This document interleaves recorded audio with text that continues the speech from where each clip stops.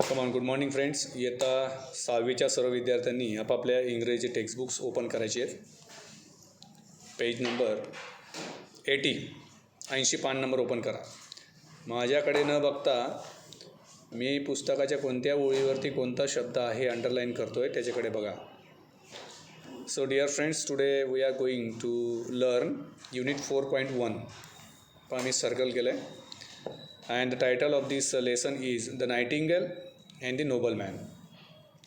नायटिंगेलचा अर्थ काय होतो? नायटिंगेल हा एक पक्षी आहे. काय युरोपियन कंट्रीजमध्ये, खास करून इंग्लंड, ब्रिटन म्हणजे या प्रदेशात हा नायटिंगेल पक्षी आढळतो. त्याचं नाव नायटिंगेल आहे. एक लहानसा पक्षी असतो.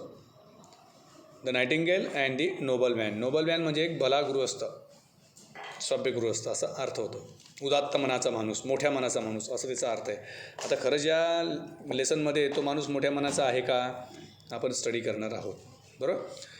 आता नीट लक्ष द्या. मी एक एक ओळ वाचतो. A noble man in a far away land once caught a nightingale and put him in a cage. एकदा त्या नोबल माणसाने एक नायटिंगेल नावाचा जो पक्षी आहे त्याला तो कॅच करतो, पकडतो आणि त्याला एका पिंजऱ्यात, केज मीन्स पिंजरा, अंडरलाईन केली मी, सर्कल पण केलं आहे. केज म्हणजे पिंजरा, पिंजऱ्यात त्याला टाकतो. No birds likes to be shut up in a cage. कोणत्याही पक्षाला पिंजऱ्यात राहणं आवडत नसतं. The nightingale began to plead. To plead means, to plead म्हणजे विनंती करणे. तो नायटिंगेल पक्षाला आता पिंजऱ्यात टाकल्यानंतर तो पक्षी विनंती करायला लागला, बरं का? तर आता तो काय विनंती करतो पहा. हे डबल अवतरण चिन्हामध्ये बघा, या असे चिन्ह दिसत आहेत ना, हे असे या वाक्यात बघा, एवढं इथपर्यंत हे डबल अवतरण चिन्हामध्ये तो काय म्हणतो आहे पक्षी ते बघा. पक्षी असं म्हणतो, please set me free. If you let me go I will tell you the secret of happiness. त्या नोबल माणसाला तो नायटिंगेल पक्षी काय म्हणतो, मला कृपया करून मला या पिंजऱ्यातून बाहेर सोड, मुक्त कर, आणि तू जर मला मुक्त केलं ना तर मी तुला सिक्रेट ऑफ हॅपीनेस म्हणजे जीवनात सदैव आनंदी राहण्याचा जो राजमार्ग आहे किंवा जे गुपित आहे ते मी तुला सांगणार आहे. आता the noble man was rich but not happy. तो जो माणूस असतो नोबल मॅन, तो खूप श्रीमंत असतो पण तो आनंदी नसतो, दुःखी असतो.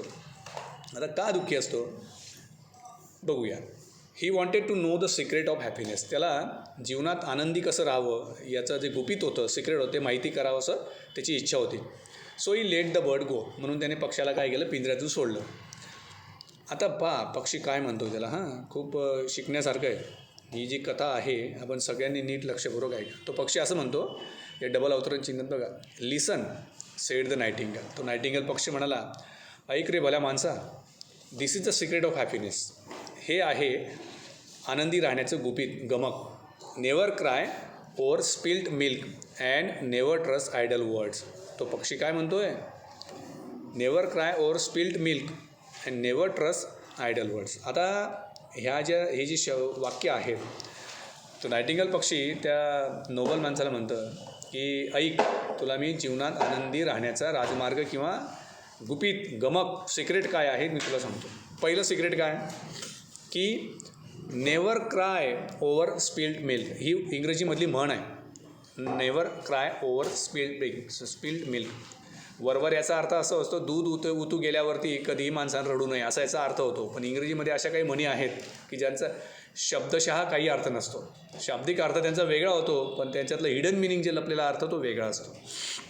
आता या ठिकाणी ही जी म्हण आहे, never cry over spilled milk, याचा अर्थ वरवर जर पाहिलं तर असं होतं, दूध उतू गेल्यानंतर कधीही रडू नये किंवा चिंता करू नये असं होतो. पण त्याचा खरा मतितार्थ असा आहे, त्याचा अर्थ असा आहे की कधीही माणसाने आयुष्यामध्ये दुःखी राहता कामा नये. कोणत्याही लहान लहान चुका झाल्या असतील, काही संकट आलं असेल तर त्याच्यावरती मात करण्यास शिकायचं, किंबहुना त्याच्यावरती दुःख, शोक व्यक्त करत बसू नये असं त्याचा अर्थ आहे. आणि दुसरी जी म्हण आहे, प्रोव्हर्ब, इंग्लिशमध्ये म्हणीला प्रोव्हर्ब असं म्हणतात, म्हणला. दुसरं वाक्य त्याने वापरलं आहे, दुसरी म्हण त्याने वापरली पक्षाने, काय, नेवर ट्रस्ट आयडल वर्ड्स. खोट्या शब्दांवरती कधीही विश्वास ठेवू नये असं एक छानपैकी तो पक्षी त्या माणसाला सांगतो, बरं का. आता पक्षी काय सांगतो पुढे बघा अजून. The noble man didn't think much of the secret. त्या माणसाला जीवनात आनंदित कसं राहावं याबद्दल काही माहीत नव्हतं. This is just a silly piece of advice he explain. तो नोबल माणूस म्हणतो, अरे तुला सोडलं म्हणून का काय पण काय फालतू सल्ले देतो, बिनकामाचे सल्ले देतोस मला. The nightingale flew a little higher and said, too bad you let me go. थोडासा तो पक्षी, नायटिंगल पक्षी थोडा वरती आकाशात थोडा लांब अंतरावर उडतो आणि त्या माणसाला म्हणतो, too bad you let me go. अरे तू मला सोडलं, हे खूप वाईट केलंस म्हणे तू. का पुढे असं म्हणतो, I have rare diamonds. Rare म्हणजे क्वचित आढळणारे, दुर्मिळ जे जास्त आढळत नाही, क्वचित.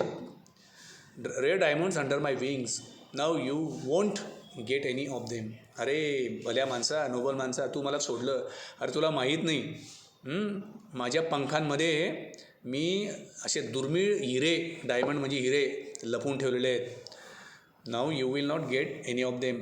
वोंट, हा जो वोंट शब्द आहे हा विल नॉटचा शॉर्ट फॉर्म आहे. Will not simple future tense म्हणजे टू बीचे क्रियापद जे आहे विल, तर विल नॉट शब्द एकत्र केला तर त्याच्यापासून वोंट असा शब्द तयार होतो. नीट लक्षात ठेवायचं, परीक्षेला विचारलं जाईल तुम्हाला. तर तुला ते डायमंड्स मिळू शकणार नाही किंवा तुला मिळणार नाही. पुढे काय होतं, नाव the noble man was really very angry. तो आता नोबल मॅन्सला खूप संताप यायला लागला आणि काय म्हणाला, oh no, how stupid of me, you wicked bird, you nasty bird, wait till I catch you again. How म्हणजे पुढे तो असं म्हणतो, थांब तू दुष्ट पक्षी, थांब मी तुला आता पुन्हा, खोडकर पक्षी, घाणेरडा पक्षी, तू माझ्याशी खोटं बोललास. त्या नोबल माणसाला खूप संताप यायला लागला आणि तो म्हणतो की थांब, ही बिगॅन टू वेल. तो आता थोडा स्वतःबद्दल पश्चाताप करायला लागला, मनात ते मला रडू लागला तो, असं मी काय चूक केली असं याला सोडून.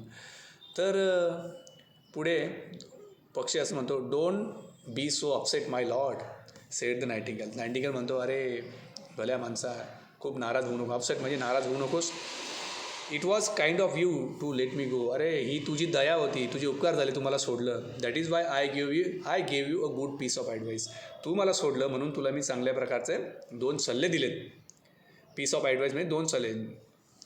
थिंक ओव्हर इट, त्याच्यावर विचार कर. The first thing I said was don't cry over spilled milk. मी तुला पहिला सल्ला असा दिला की कधीही काही संकट आलं, चूक झाली आपल्या हातून तर त्याच्यावर कधी शोक व्यक्त करायचे नाही, दुःख व्यक्त करायचे नाही. I am already far away from you. मी तुझ्यापासून आता खूप लांब आहे. You cannot catch me again. तू मला पुन्हा पकडू शकत नाही. Then why make your unhappy about it. जर तुम्हाला पकडू शकत नाही आता, तर तू कशाला आता चिंता करतोयस, है ना. Secondly, how can I ordinary bird. मी एक सामान्य पक्षी कसं काय असू शकतं बरं. हां, मी एक सामान्य पक्षी कसं काय असू शकतं बरं. तू मला म्हणतो ना विकेट बर्ड, नॅस्टी बर्ड म्हणतो, मी एक सामान्य पक्षी कसं काय असू शकतो. तर पक्षी असं म्हणतो की